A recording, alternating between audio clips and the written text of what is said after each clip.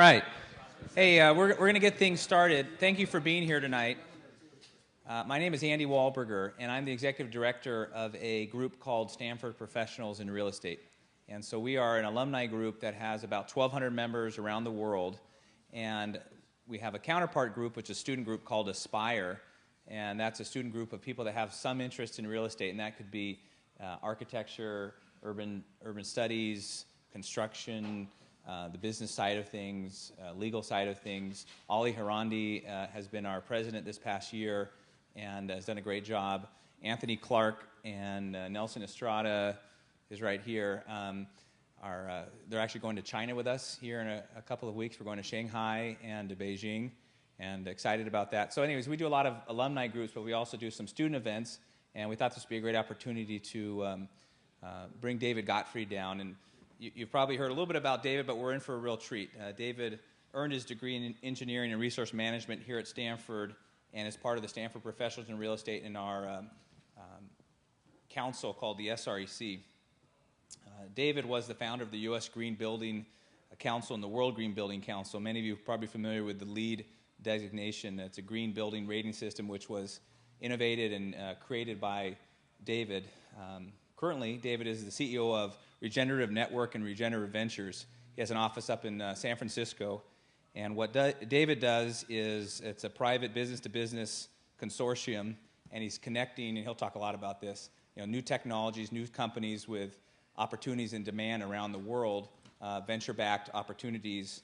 A lot of this is happening in China and overseas, and David is really at the forefront of green building and the new technologies that are emerging in that. Really grateful for David. He's a busy guy, but always will give time for students. And so without further ado, I'll introduce you to David.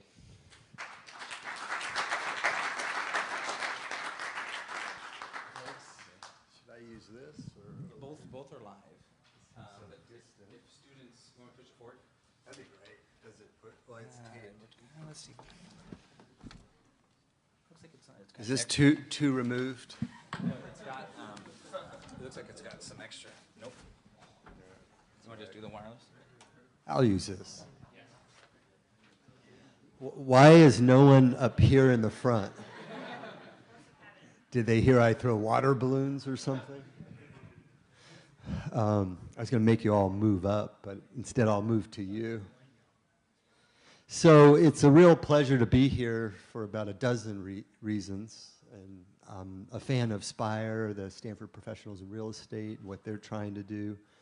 I did go here a long time ago, a little too long ago, which is scary. It goes fast. And I do love students. That's my one group that I try to never charge a fee. And I'm eager to speak to students. Why? I think your minds are more open. You're learning in a learning mode. Maybe we'll shut this door here. You're our future. And so part of my long-term transformational strategy for Earth is to embed thoughts in students and hope that you'll carry it forward and get out of the way. And as part of gardening, you plant the seeds, you need to water it a little bit. So I like to come back to water, particularly at Stanford. And then I love to see the seeds grow into trees and forests and pull the CO2 out of the air and provide. And for me, that's real legacy and hope. And so you're linked to my spirit of hope. And that's fun. So in 1999, I was asked to be a speaker. It was a group called Interface Carpet, you might know about. Its CEO, Ray Anderson, passed away within the last year. He was known as the Green CEO. Interface makes carpet tile. I think this is broadloom. I was looking for the seams, but I'm not sure. And they're the world's leader in that field in a green company. He asked us to get together, 8 of us, to speak at an event called The Power of One. And he asked David Brower, who's passed away 10 years ago in his 80s. He was the first executive director of Sierra Club, Friends of the Earth. He founded Earth Island Institute, League of Conservation Voters, 61st Ascents as a mountain climber. He was in World War II in the 10th Mountain Division. Ray spoke. Paul Hawken, Ecology of Commerce, and a million other great books from Smith and Hawken. John Pickard spoke on some of his work. All these luminaries. And they asked me to speak on why I quit development and founded the U.S. Green Building Council. And I thought, I'd love to tell the story, but I'm a little daunted by these other luminaries. And what will I ever say to them that the audience that they would like to hear? And so I went to the speakers event, and you couldn't miss David Brower. He was about 6 foot. I thought he was 6'8", but I was told later he was 6'2", but he looked like this redwood tree. And he was in his early 80s, loud, big, and he was known as the Arch Druid. And so I went right up to him, because my main goal of being a speaker was to meet David Brower. And I got near him and his big aura, and all of a sudden I was silent. I couldn't figure out what I would ask him or what I would say. But we're all drawn to someone like that, and you just want to be near them because they're icons. Maybe you want a mentor. You just want to get their aura and good tidings. So I finally made my way up to him, and I was at an early stage of building the U.S. Green Building Council. It was about 99. We started 92, 93. And I said, hi, I'm David Gottfried. I founded USGBC and LEAD. And he said, oh, nice to meet you. That's a good system. Thank you for your work. And I said, well, thank you for the 6 organizations you started and all your great work. I loved your last book. It's something like Let the Mountains Talk, the Rivers Run. It's a beautiful little memoir. And I said to him, because I was trying to raise money for USGBC, we were pretty tiny in those days, maybe 250 members. 10 years later, we had 20,000 organizations. Now we have LEAD with 10 billion square feet. I don't know how many projects, maybe 100,000 projects. And the World GBC has green building councils in 90 countries, so it's a different game. But I said to him, did you know most of the nonprofit money goes into religious institutions, which is great, but I'm trying to build USGBC and I'm having trouble getting money. And he said, well, David, and he looked down and he said, and I'm like, oh my God, I said the wrong thing, I'm dead. So much for this mentor-itis. And he said, well, when Moses came down Mount Sinai, there were very few people and ample resources. But now we need some more commandments, those for the planet Earth, because we're approaching 7 billion then. We've crossed it now. And we need new rules of how to operate between humans and nature, not just humans to humans, which we're still struggling with those first 10. And I said to him, well, you're the mountain climber. Why don't you go up Mount Sinai this time and deliver these new commandments? And he looked down at me and scratched his head and said, no, why don't you do it? And I thought, that little voice in my head is, who, me? Who am I to touch anything like that, much less with the religious connotations? And I said, well, if I do it, you have to go with me to Mount Sinai and we'll do it together. And he said, no problem. I'll call my friend Jimmy Carter. He gave Egypt the Sinai and he'll let us in. I thought, whoa, this is quite a guy. So 6 months later, I saw him at another speaking gig, and I hadn't done a thing. This time I was staying away because I knew I didn't deliver. And he said, hey, David, when are we going up the mountain? And I thought, well, not sure yet. I'll get back to you. So then I got my friend Misha Schwartzman, who was an 80-year-old former poet and English professor. I said, Misha, you got to help me. And so we wrote the 5 commandments for the planet Earth, and 4 months later made this big poster and gave it to David Brower at his favorite restaurant in San Francisco called Sinbad's. And we read them on the poster framed the 5 commandments. We shall live in harmony with all life. We shall protect and preserve the earth and all living systems.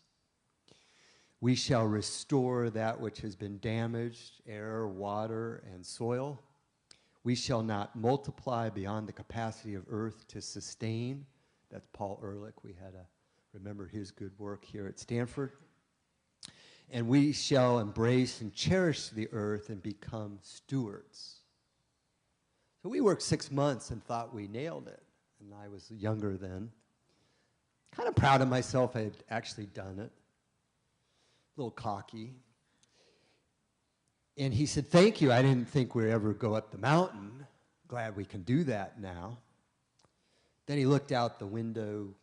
He liked to stare at the seagulls that would dive bomb into the bay and count them. And I thought, you know, I lost his attention.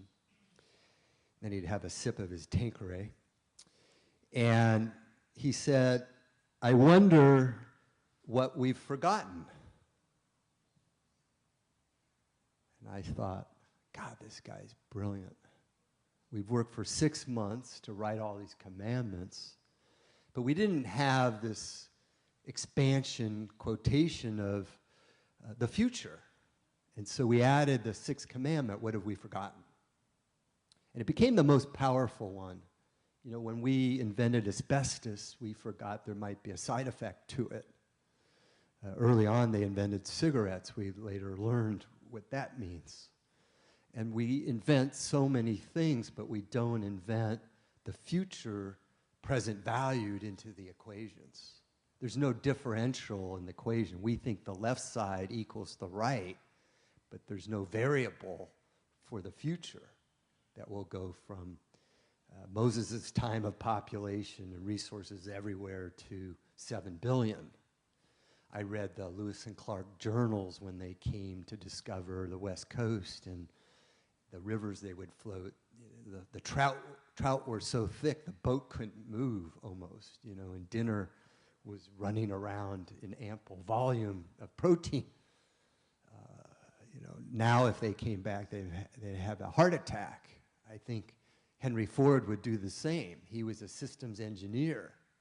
If he got a little helicopter above LA or Shanghai or Beijing or Madrid and saw the traffic of his beautiful contraption, he'd have a heart attack because no system engineer wants no flow of goods. Nor did they understand the environmental impact of what they made, much less asphalt, which didn't exist at the time, or the heat island effect of the black surfaces, which in LA, according to Art Rosenfeld, ex-PUC commissioner, is a 10-degree delta, and it contributes to smog. And so I invented in my brain a whole program on what have we forgotten. And I will get to buildings in a sec, but they gave me ample time here, so I'm at a university. I'm taking my academic approach. I hope that's okay. He's not paying me, so I'm allowed to have some fun. You know, one thing we forgot are the rules of nature. And even in your education, how much are the rules of nature at the table? You cannot invent any system or build a car or a building, educate a student, in my opinion, without understanding Earth and life sustaining. You know, one rule of nature should be to try to stay alive. That's a good thing. We would like to stay alive. You don't want to have buildings that kill you. You don't want to have cars that kill you. You don't want to have cigarettes that kill you. It forgot about the bullseye of the rule of nature is life. I call it V0. Ring 1 is V1, is life sustaining. We would like to breathe, preferably fresh air.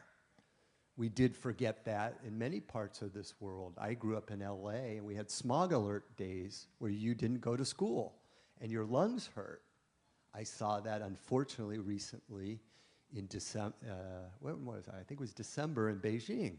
It was bad. They were spitting out the coal into the air. And someone told me it's equivalent to smoking like 20 cigarettes that day. Well, I didn't choose to smoke cigarettes. I don't even want to be near passive smoke.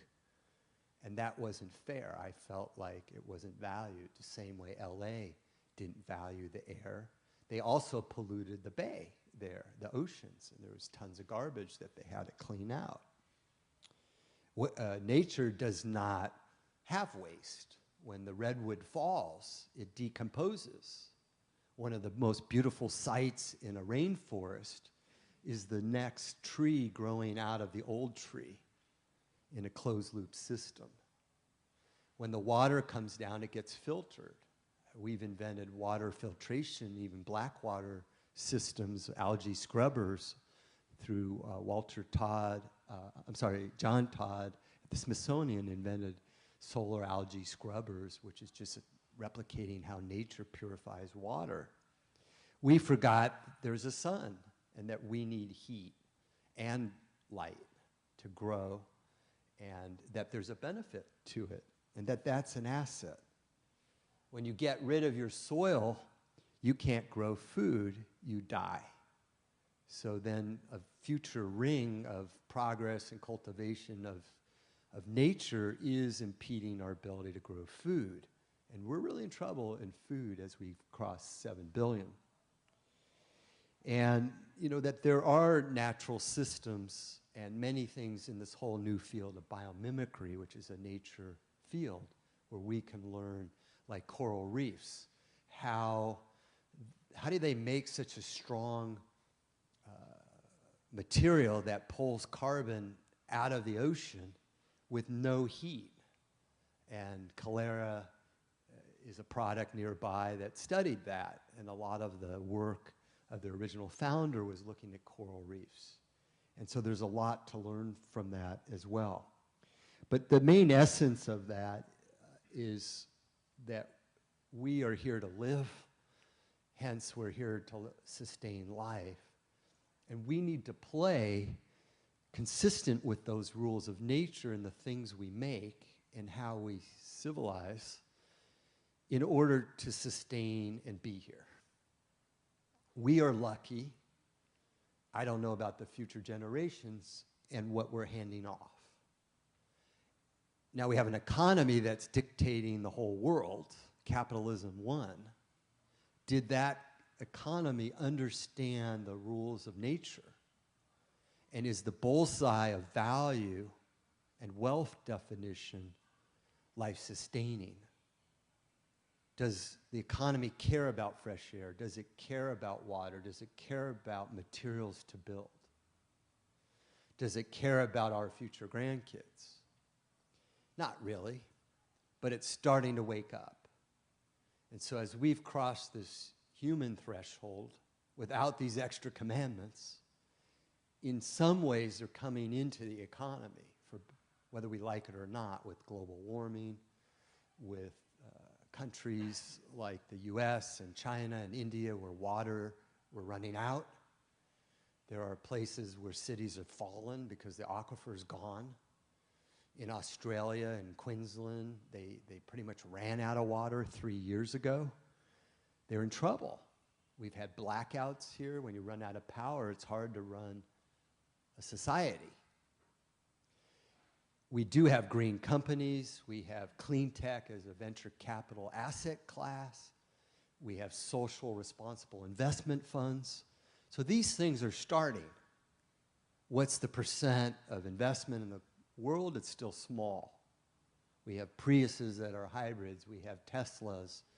We have electric vehicles are here, but what's the percent? But you still need materials and energy and highways to go into them. And so this place, if you look at the carrying capacity of Earth, you look at the population, we're at 300 to 500% in the red. how much does the economy value that? A little bit, and more increasing. Is that pace fast enough? No, no way. And so the ship is running at the iceberg. The iceberg's melting. Is it going to crash? And we are redecorating the chairs and putting solar panels on it.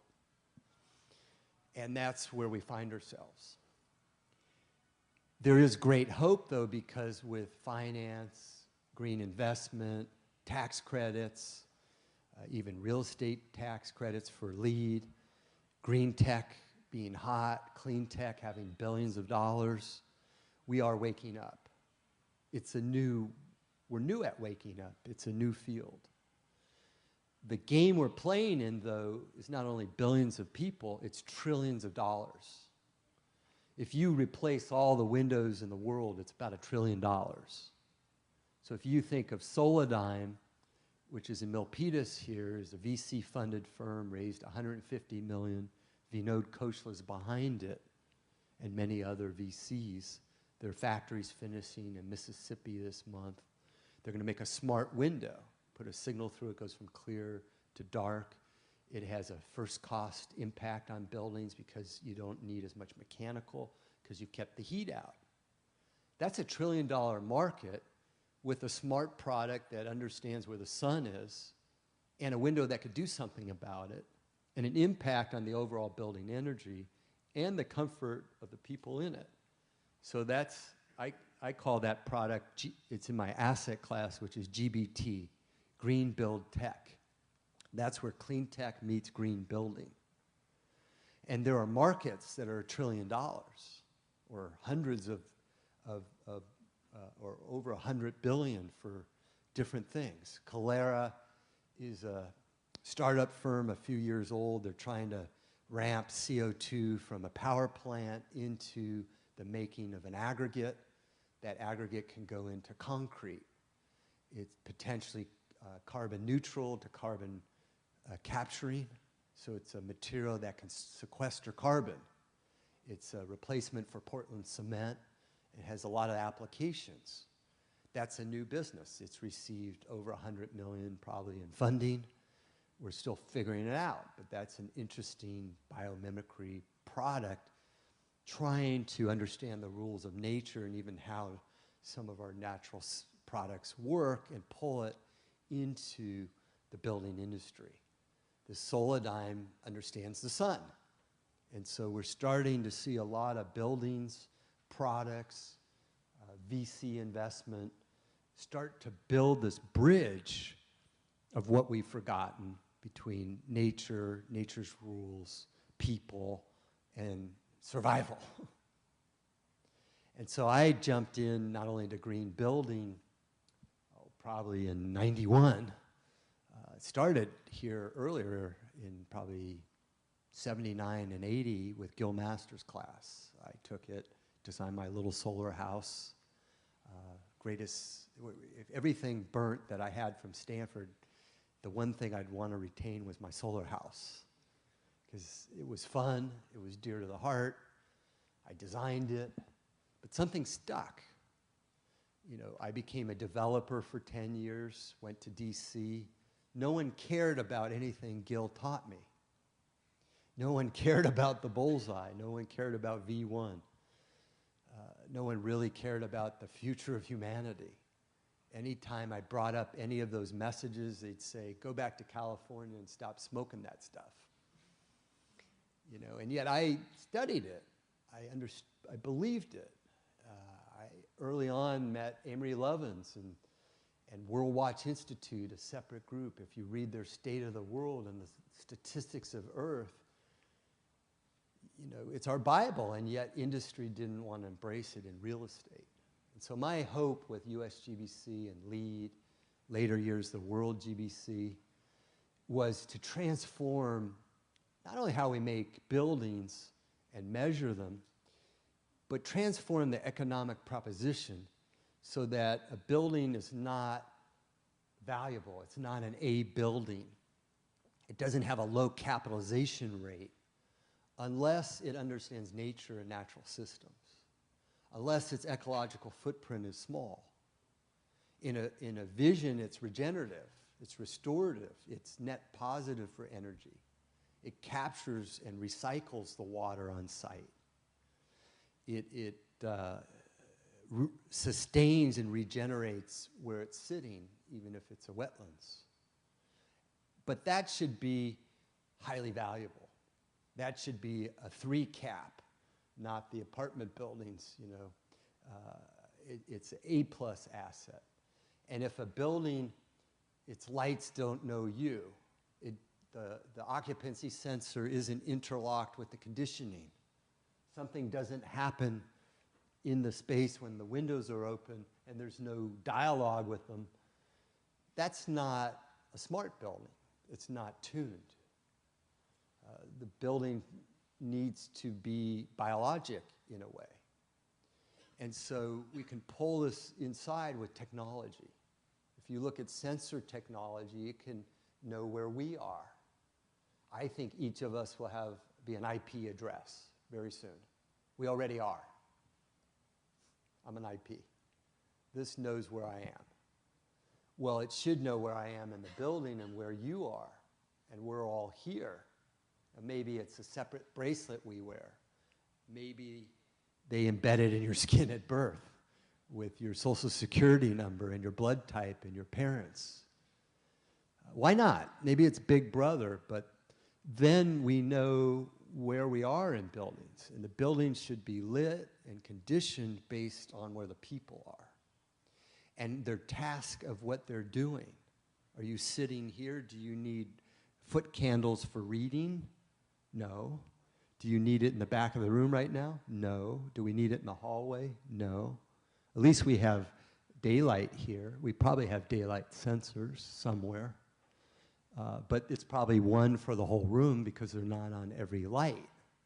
So if you look at some of the fundings, you have Enlighted in lighting, we have Adura, we have Lutron, Daintree.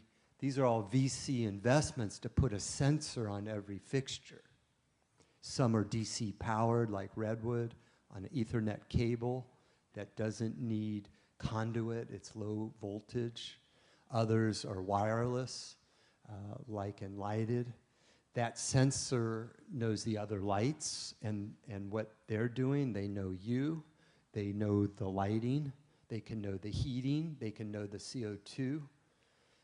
And imagine that. Now a building knows where we are, where the sun is, where the people are, what the heat is, what the rate is, the time of use for our utilities when you get into demand-side management. And you can run it as a symphony almost. And so the power plants of the future are the merging of this. You can pull 30 to 50% of the energy out of all these buildings, even Stanford's buildings, just by intelligence. And that's a lot of power. And then at peak power, you can do other things. You can start having people going down. And another firm we play with is called Inmetric. It's actually Gil Masters' son, Jake Masters. It's in plug loads. Right now it's an intelligence surge strip. And every outlet you plug into, it reads the electronic signature. And then it beams the data to a cloud. And so you take a firm like Adobe who's playing with that, and mostly they have plug strips and the laptops, and you could do copiers in it. Beam all that to the cloud, now you can control all the outlets. And so if you're in the summer, it's hot, it's air conditioning peak, time of use rates have tripled, you can shut down the laptops. Now a laptop has a payback period. That's kind of interesting based on peak power. Maybe the vending machines go off or some of the copiers. So now you have an invention to get into something that could be a third of the energy loads in a building versus mechanical, second sliding, third or plug loads. In a green building, plug loads are 40% because you've gotten mechanical down and lighting down. And so this asset class of GBT, of connecting smart nature, sun, to our buildings is is a trillion-dollar industry, and there are all these innovations that can happen. And that's a whole field I've been playing in, and it's fun because these are disruptive technologies, they're growth. In a down economy, these firms are growing, they're raising money. I'm playing with about 40 companies in the space right now. I think last year they hired 2,000 people, and they must have raised $500 million. Some of them want to do GPOs, green public offerings, instead of IPOs. They calculate GPEs, green price earning ratios. So into the financial marketplace, we're bringing Earth's metrics. Jim Collins came from Stanford. He wrote Built to Last, Good to Great, and a third book, I'm blanking on the name. He talks about legacy companies. Why is Disney better than Paramount? Why is one hotel chain better than the other in terms of market capitalization? Jim Collins. Yeah. What did I call him? Yeah, Jim Collins, but his third book is what I couldn't remember. Come to me. But in legacy companies, where's green? And how does that fit?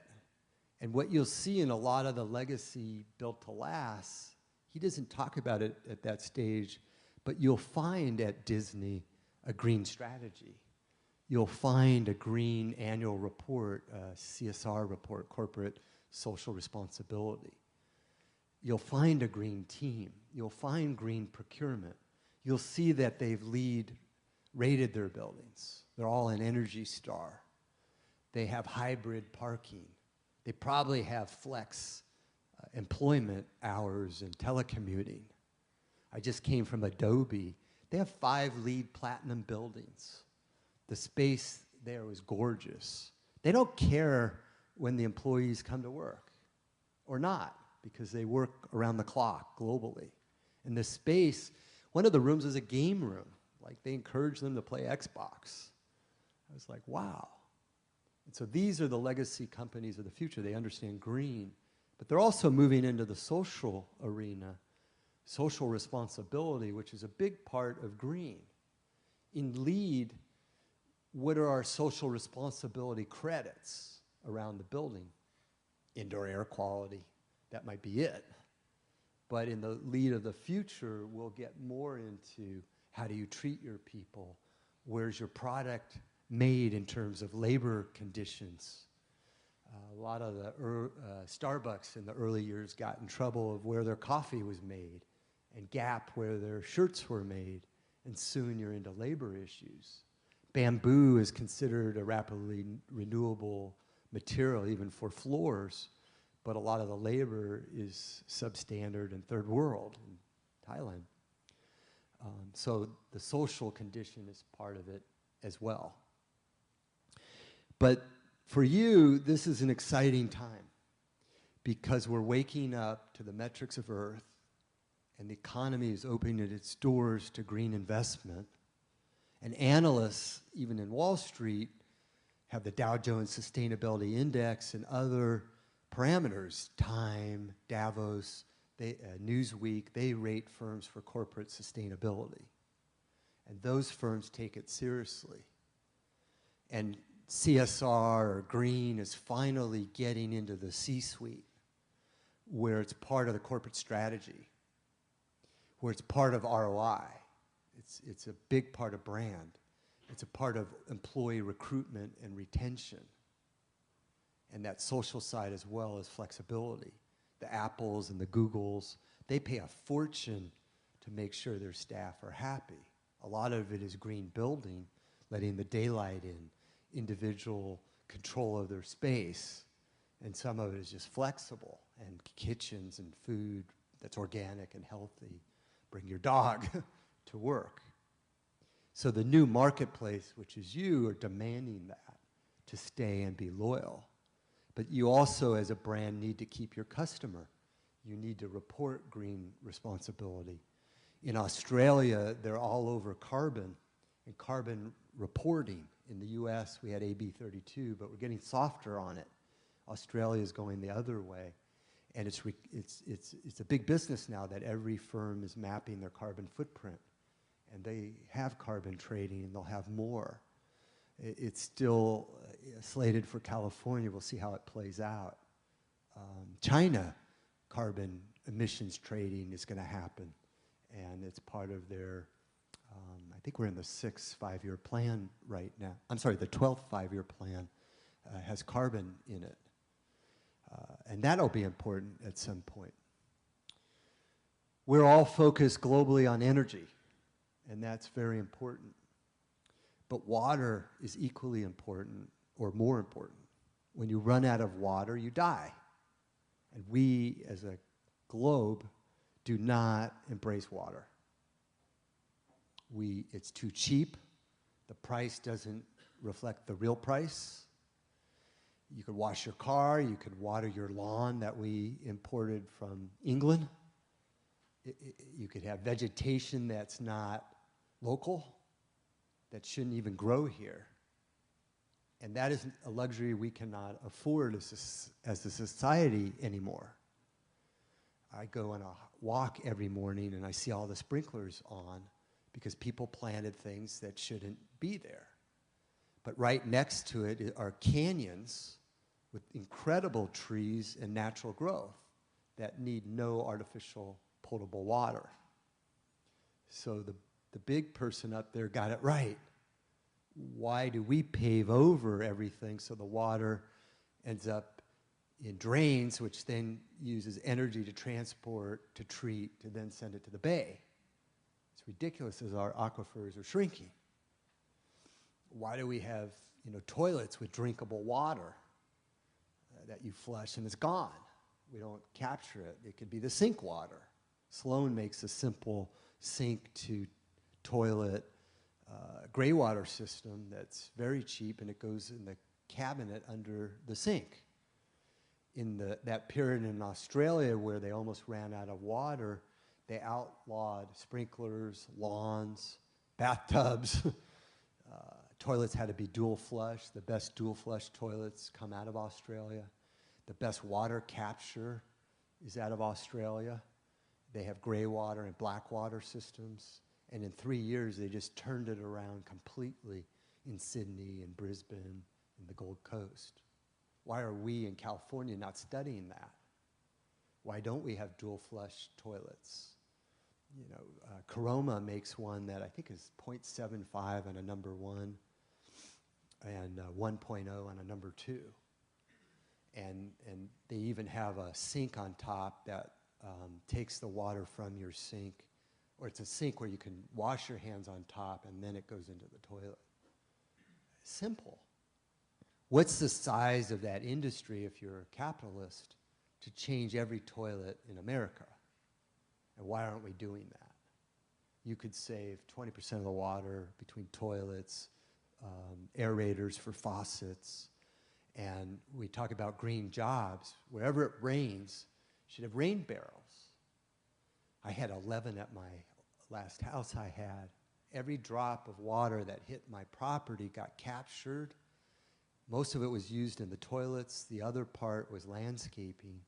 And what I didn't capture hit porous pavers, which had sand between the bricks, and it just recharged the aquifer. Simple. My wife does like tubs. I couldn't get her to not take baths, but I could capture the water, and all of our landscape was fed from her baths. So the plants were really happy. Why can't kid number 2 take a bath in the water of kid number 1? Is that so bad? We do that. Why can't everyone get in the tub? Well, we're American. That's un-American. And somehow, I don't know when it was, after World War II, we had this growth is good mentality, which I embrace growth to a certain extent.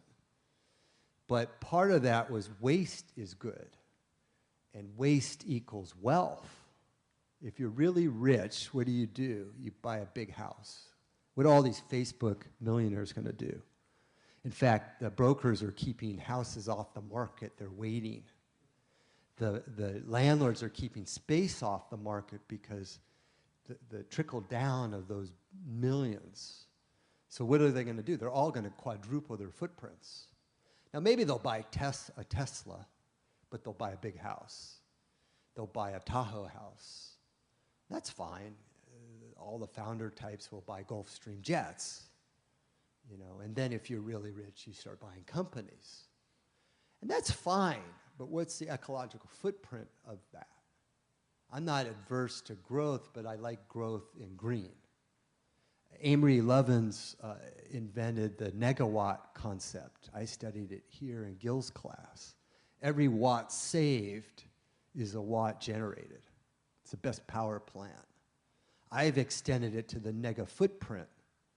So it's not just energy, it's water, it's waste, it's toxics. I believe in a nega footprint economy where the companies who IPO and become the billions create a nega footprint. Maybe Facebook does that in a way. It is digital. I came from Adobe. They have a print, eco print, which takes the white out of the page and compresses it, and I think you can use 1/6 the paper. So there's a lot of tech to not, a lot of the tech can have a lower footprint, but where's the connection? You know, I love Amazon. You know, maybe it's greener because there's no bricks and mortar stores, but is a book in a box $1 billion? Or is it a fuel cell in the box is the $1 billion? The fuel cell that fits in the box that runs my laptop, that's cool. The cup that I put in the polluted water and I drink, that's cool. The seeds I put into the dirt that makes it back into soil, that's cool. Fertilizer gave us a 12x yield on food growth. There's toxicity in it, and it's not necessarily organic, but creating greater yield in healthy food is a societal value. And so who are the winners in this future economy? How does technology impact that? And then how do you play?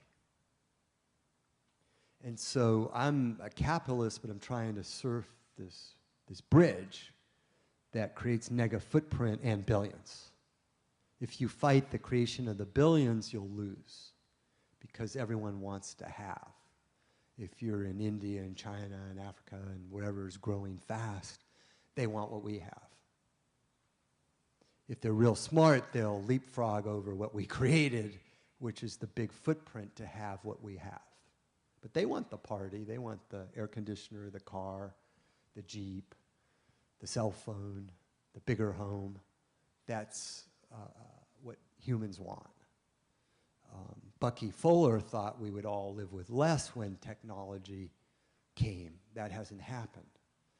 There's a duality, which is a lot of my deeper work in the green had to go to the human element, because we can create LEED platinum buildings all day long. We can create electric cars. Technology is not our problem, and I've been talking about technology. But with all these technology innovations, we shouldn't have war. We shouldn't have hungry. We shouldn't have illiterate. We shouldn't have traffic. We shouldn't have waste. We shouldn't have declining aquifers. So there's a disjunct. I don't know how much here at Stanford or anywhere we talk about the disjunct. We just pump kids out to go be the Facebooks. Maybe we pump them out to also start the next Sierra Club. But where do we talk about, and I know we have psychology here, but why with all the technology and all the wealth do we have these problems? And you have the Occupy movement is saying, well, there's a bad distribution of wealth, and that's part of the problem. But that's only a little bit, I think. And where I've gotten stuck after 20, 30 years in this path of trying to be a problem solver that led to LEAD, to USGBC, to the World GBC, and all my little creations, I'm still stuck because I don't understand why it's so hard. And where I ended up was myself and psychology. And I found, even in myself, I'm a greenie, why do I want a bigger home? When I fly, why do I want to fly first class? Well, it's nicer, the seat's bigger, it's more comfortable. They pour nice wine all the time. You know, when I go to a hotel, I don't want the smallest, cheapest room. You know, I kind of think the Ritz is just fine, or Intercontinental. When I buy clothes, you know, I want them to fit nicely, and I don't buy the cheapest car. Why is that? Well, how I was raised, status maybe. But ultimately, I bang into my male ego. And that got me into reading books by Eckhart Tolle, from Jim Collins to Eckhart Tolle, because he gets into the ego and concepts like pain body. Why does anyone in this room and a real estate guy want to go there? Because I do want to transform Earth. I want to understand this biggering appetite, and why is wealth linked to these big footprint things. I certainly want to understand why we kill people. I don't perceive a green planet, which is my dream, if we're killing each other. I think we'll learn with green to kill each other in a green way. We'll make carbon neutral bombs, and when we kill them, we'll humanely compost them. You know, that's sick. But it is where we're going, unless we go deeper. And, you know, you can make your billions, fine. You can buy your big stuff, fine. Then what? Well, you'll create a foundation to then start getting to the real root causes. But until humans can live with humans, until humans can live with themselves, until humans can understand their appetite, which can be endless, and their impact, and their relationship to the non-human, we won't be green. And we can make green buildings that are net zero. I don't even think that's hard. We can invent great technologies, but we still are here. And will we be here, even with that? And so, because I'm here and you're my friends, I'm going to this deeper level that's a little risky. But if we fear talking about the elephant in the room, which Ehrlich didn't mind in the 60s talking about population growth, he had guts, and others like Amory, the negawatt, how can we solve the problems? And I think, you know, you're here, you're already smart. You're here probably because you wanted to hear more about buildings and real estate than I've talked, so we can do some Q&A and get deeper. But I was here too, and I'm on this journey of problem solving in a green mission, in a capitalistic way, but I'm stuck. And it's this human-to-human element that I'm stuck with that resides in my own brain. And I think if we don't go deeper and start understanding the psychology of that, which to me led to the ego and its endless appetite, and why, you know, Facebook's cool and I wouldn't mind whatever he's going to have, 20 billion. You know, but is that real value? It's 900 million eyeballs to post their stuff. What's it do for Earth? And Twitter did a lot for Earth in some of these revolutions in the Arab Spring. But, you know, in green building, you don't see wealth like that even for things that can have the energy. In the human area, you know, the nonprofits don't get anything like that. And you can't IPO them. So it's curious. I call it the E-revolution. So you take the human, H-U-M-A-N, and you slap the E at the end, and you try to make us humanes. And that's what's missing is the E. And so green building, greening companies, green transformation of Earth is about this E-revolution, because if we don't go from human to humane, we won't care enough to survive. We'll make our billions, we'll spend our billions, we'll have nice parties. At some point, that next generation will get handed off the baton, and they won't get to have what we had. They won't have water. They might have electric cars, but we can't afford the metal. And it's a bigger picture. So if you're playing and you're here, the real game is understanding the deeper level with green tech, with the economy, certainly to make the monies in these ways, but start understanding the broader change that we need. And that change, it's fine to talk about it, but it starts at home. Where's home? Your own house. Good place to green. But the atom of the home is you inside. And so we have to do a dissection of ourselves. Jim Collins actually wrote in Inc. magazine 10, 15 years ago, he said, imagine you're at your own funeral. And you're in the coffin, it's open. Hi, I'm dead. Who's there? Thank you for coming, I appreciate it. Why are you there? Well, you know, you're gonna have a big estate and I want a piece of it. Maybe. And what are they saying about you in the eulogies? And at that time, it was about 2000 when David Brower died, and he had 2,000 people at his life celebration. And I was thinking about that, who's there? And he had people in suits like Ray Anderson, and Amory Lovins was there, but he had motorcycle gang types and unionists, and on the walls were all the tributes to him and things he had touched, and he had touched me. You know, I started this talk with that. But he touched 2,000 other people similarly. You know, this is a great man. He didn't look at me and say, you know, Earth Commandments, you nuts. He pushed me to write them. And then he added to them what had I forgotten. I'm still thinking about it. Every morning when I walk, I have to pick up the trash on my walk because I hear David Brower yelling at me, don't you walk by that, you pick it up. So I look like a garbage dump when I get home.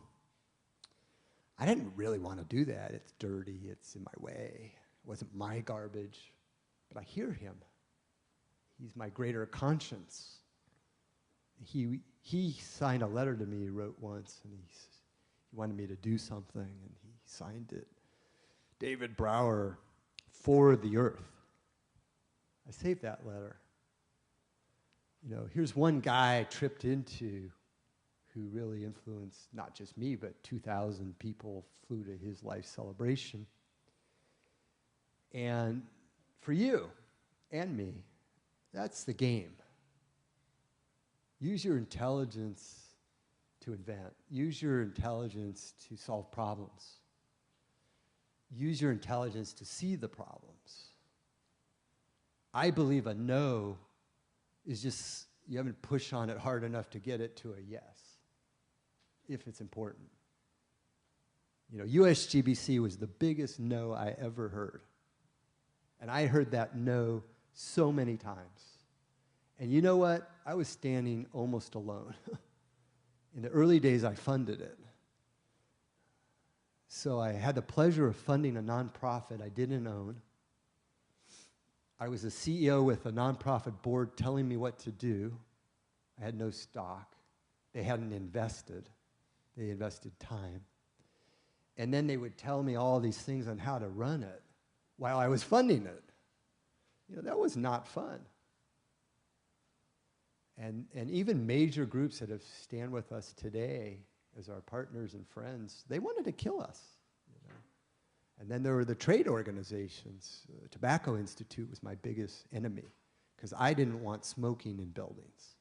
I thought a green building should not have smoking. And they thought smoking was a ventilation problem. But they didn't know my father had lung cancer. And so I didn't quit. I actually quit. That's not true. I quit 20 times, but I never quit. I quit, go home, be disgusted, tell everyone I quit. But I couldn't sleep very well. And I didn't know David Brower yet, but I could hear him. You know, how do you quit? This is the most important thing you'll ever do. You're here for a reason bigger than making money. I'd been a real estate developer. It was all about money. And I stuck the course, you know, and it's pretty thrilling to see that. I didn't do it alone. It was open source, one of the first open source groups ever. And anyone who had an idea and energy was welcome.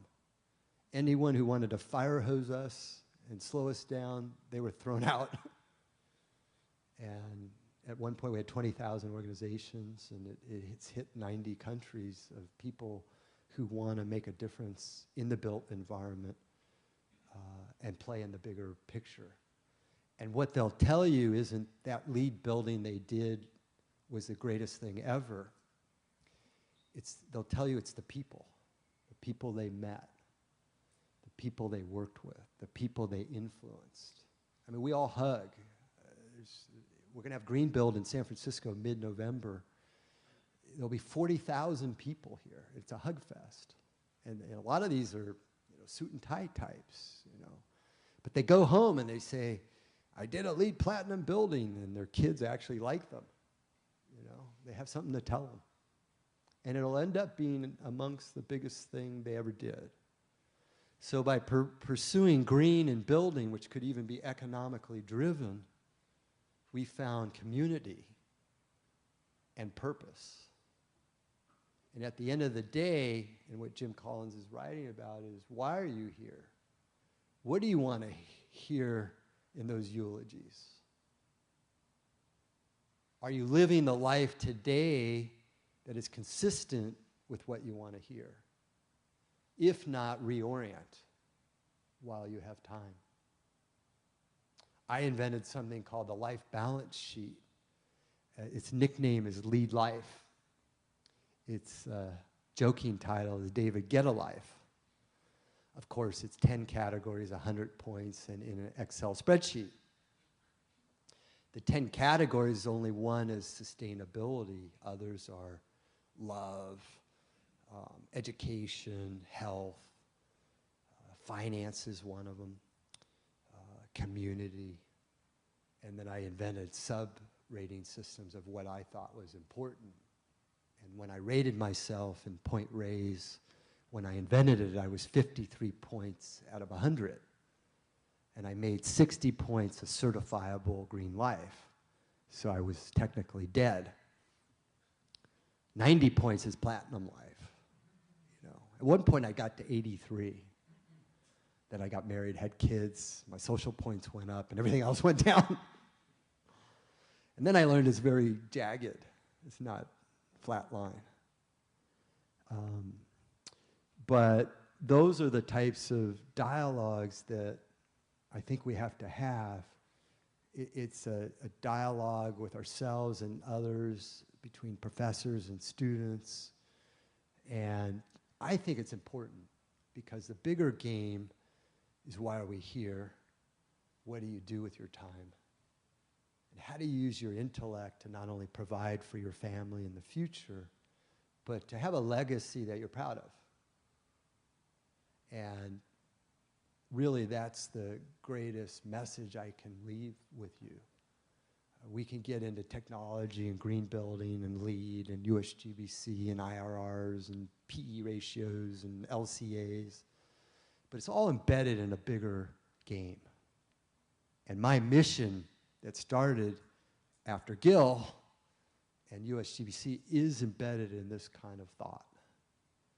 And we're doing good. We are making progress. But now it's your turn. And a lot of you are already doing it. And I'm going to get out of the way and water the seeds and learn as you solve problems and become a gardener too, and celebrate your success as we put the E back in the word. Thank you.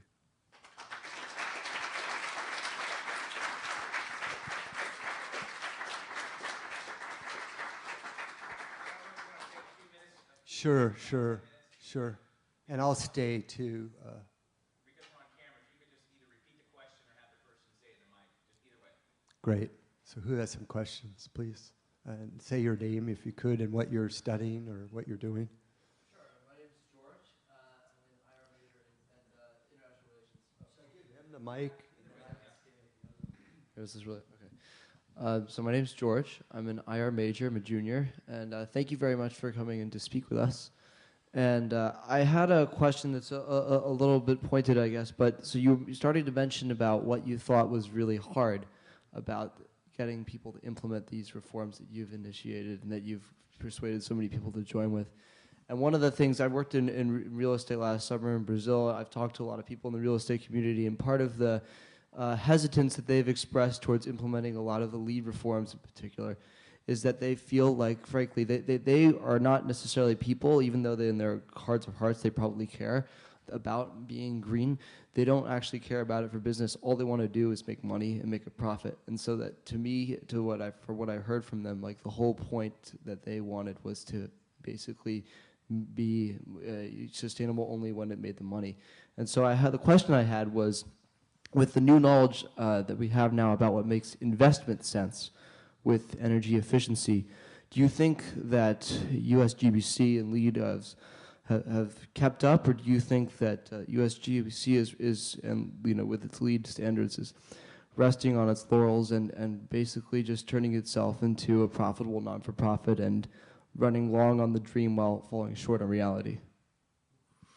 Well, that's a good one.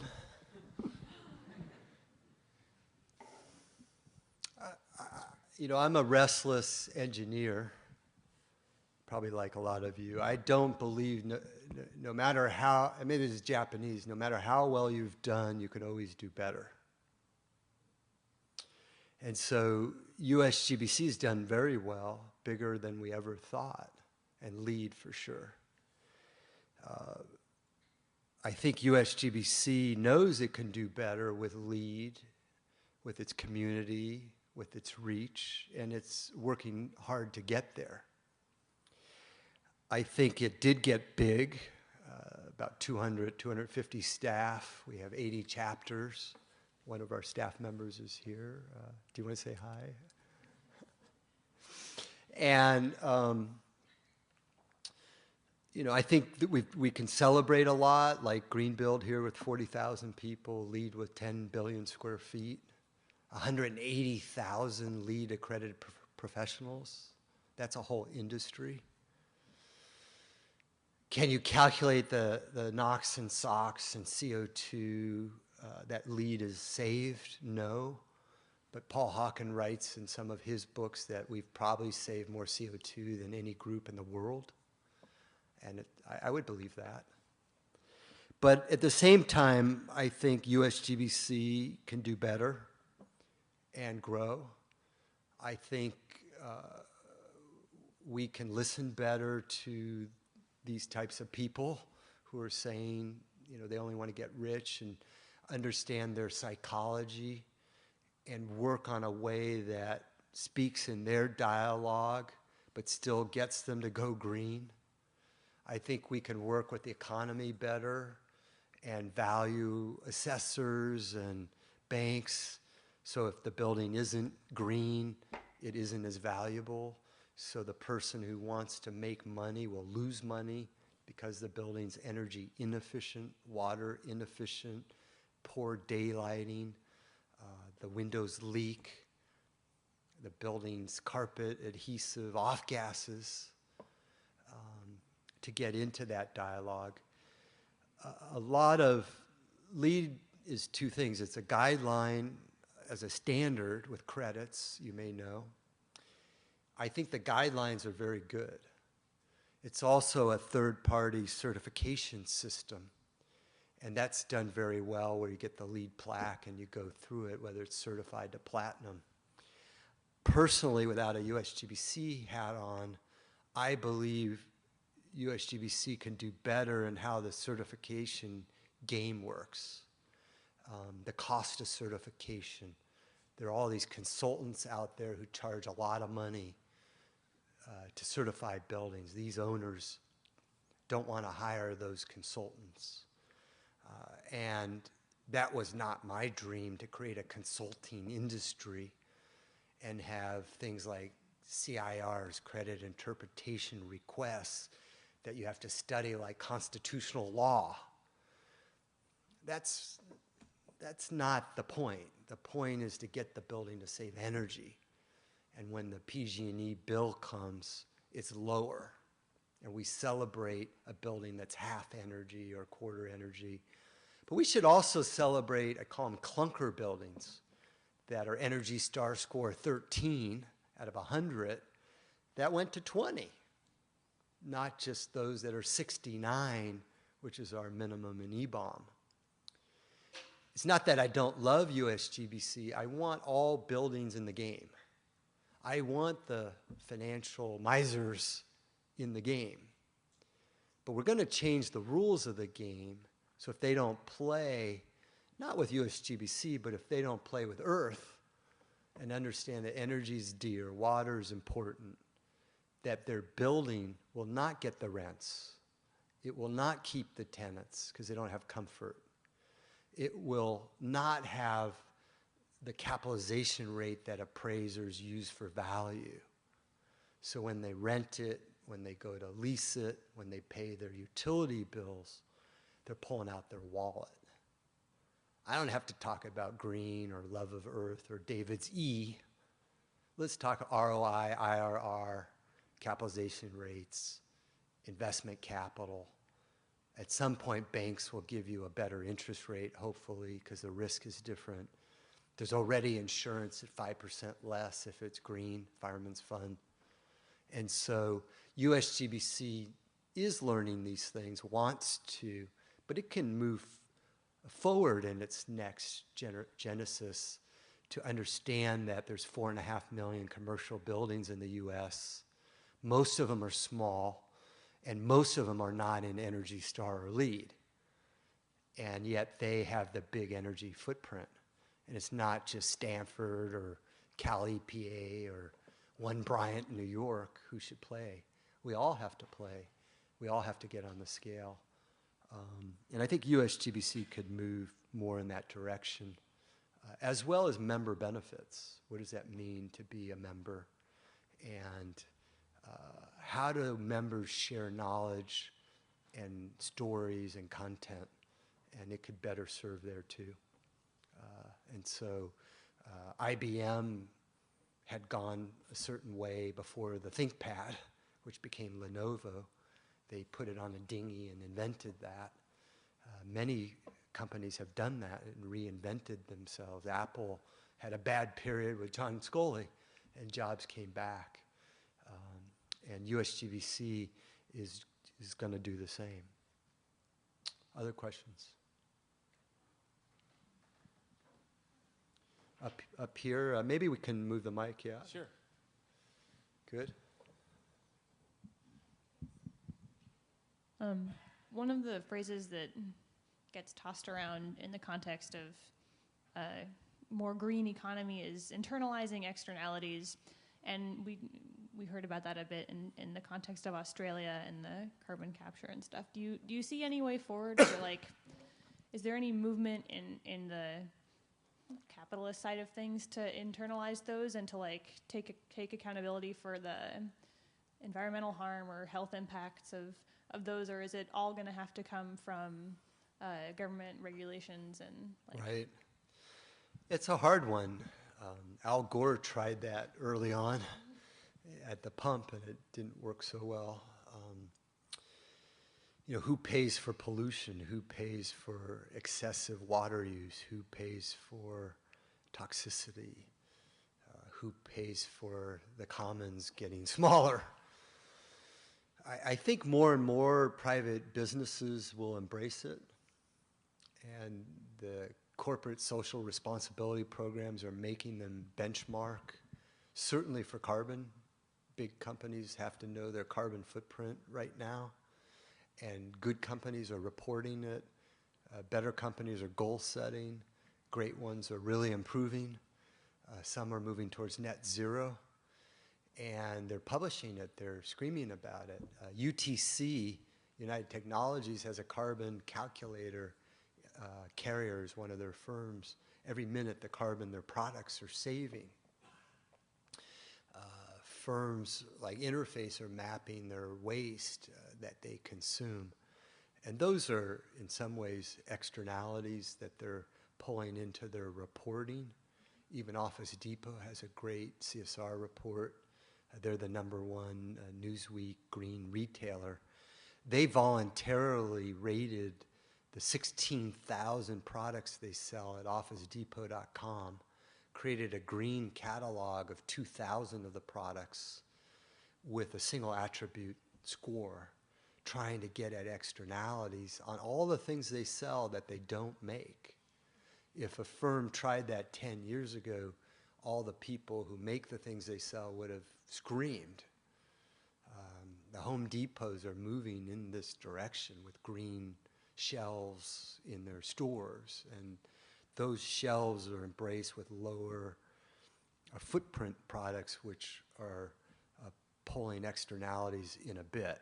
Now, is the pricing or profitability better for those, i.e. if you make a product and your footprint's low, your price should be cheaper than the firm who had a big carbon footprint vis-a-vis the externalities. Is that happening in the market?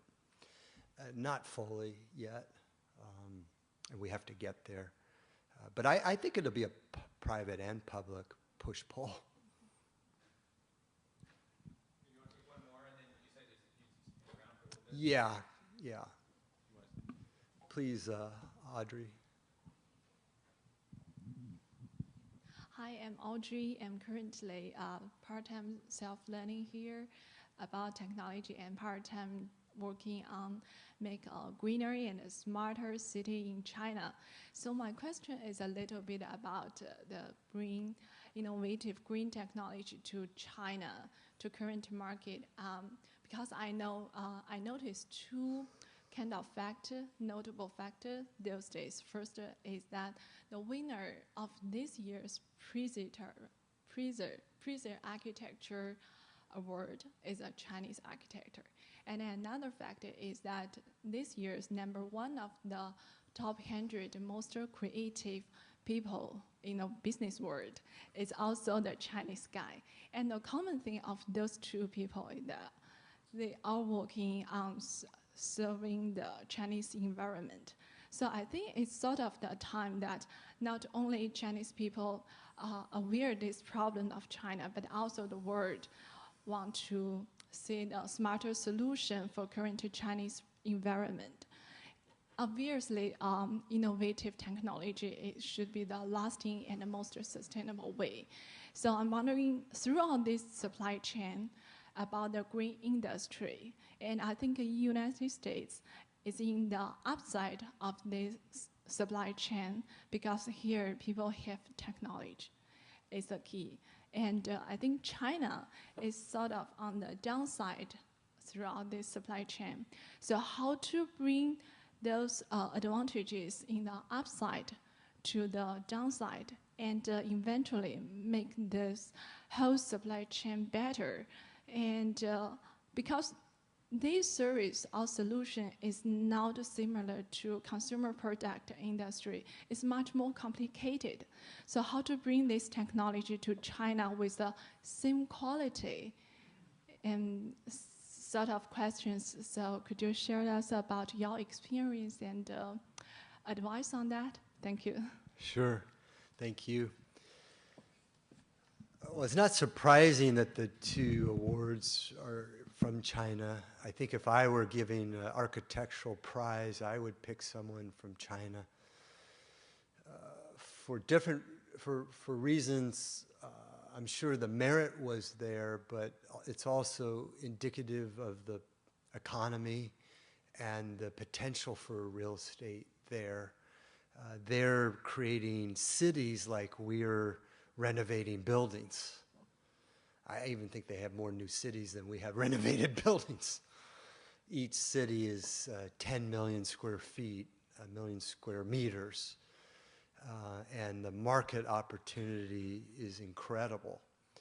And they also have the opportunity to invent. And so the architecture of the future is being seen today in China, in Shanghai, and a lot of these mega cities, Shenzhen, Beijing, and 20 others that I haven't even seen yet. I went to Shanghai first in 2000, and then recently started going back, and they built, I don't know, 100 million square feet in downtown, 15 San Franciscos in that time frame. And a lot of great architecture is being exhibited there now, as well as city planning and this potential to create great cities and net zero cities. In terms of innovation, China really was known for made in China. And they're undergoing an enormous transformation right now of invented in China. And we're here thinking we're the land of invention, and they're going to steal our trade secrets. But their students are all going around the world studying and going home. And the next invention is China, invented in China, for China. And they don't need the rest of the world. Their market is so huge. Half of the world's real estate market of growth is China. And I think if you're in the real estate business and you want to play in the future, whether you're a product manufacturer or an owner, you have to go over there. Better yet, you learn Mandarin, because it's the game. I've been there 3 times since December, trying to just understand how to play and how to build a bridge between U.S. innovation, which we still have an edge, I think, in buildings, in IT, and China market. And they're not going to import that much, so it's got to be made there, but you can license our technology and play for that market. The opportunity is huge because 15 to 18 million people a year are going from rural to urban. And it's staggering when you think about that. Just in affordable housing in China, I don't know how many million units they need, but it could be 100 million units. The big developers there are so big, they have 1 billion square feet or more. I don't know one private developer in the U.S. who owns 1 billion square feet. Colliers manages 2 billion as a property manager globally, to give you a sense. JLL is huge, but they have owners the same size as our biggest brokerage firms. And it's just staggering. How does China progress from where they are to where they need to be? How do they learn from Western big footprint? Truth is, I think they're learning in some ways very well, without me saying a word. Already, China is the biggest in solar production. A lot of the problems we're having here in solar is because they made it so cheap. SunTech is here in a big way, beating up SunPower. 2 cents a kilowatt hour. I think when I was in Gil's class, it was, I don't know, 50 cents. They're already the biggest in wind, which is huge. They're the best by far in solar hot water. Gil had a student who, in a break from China, brought a solar hot water kind of tube collector system to his lab here at Stanford, and they measured it, and the efficiency was better than any U.S. product and cheaper. The mass transit in China is phenomenal with the high-speed rail. So those are areas already of great leadership, of a leapfrog in technology. However, at the same time, there's 2 coal plants a week being introduced. Beijing, they did ruin the air, and that's a shame. It's a shame against humanity to ruin the air. And they've polluted 30% of their rivers, and water's a catastrophe. They're having to do a, north-south water project that could be $100 billion. So there's greatness and challenge, the yin and the yang as well. But the people in government there are very smart. I've become close with the Vice Minister of Moherd, the Ministry of Housing and Urban Rural Development. In simple terms, that's the Ministry of Construction. He's a double PhD, 3-time mayor, studied at Harvard. He's written 2 books on sustainable communities.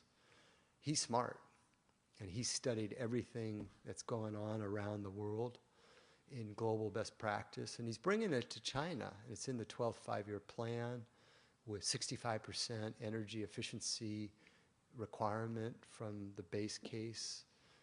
The problem is they don't have inspectors and any backbone of penalties, and so that's missing.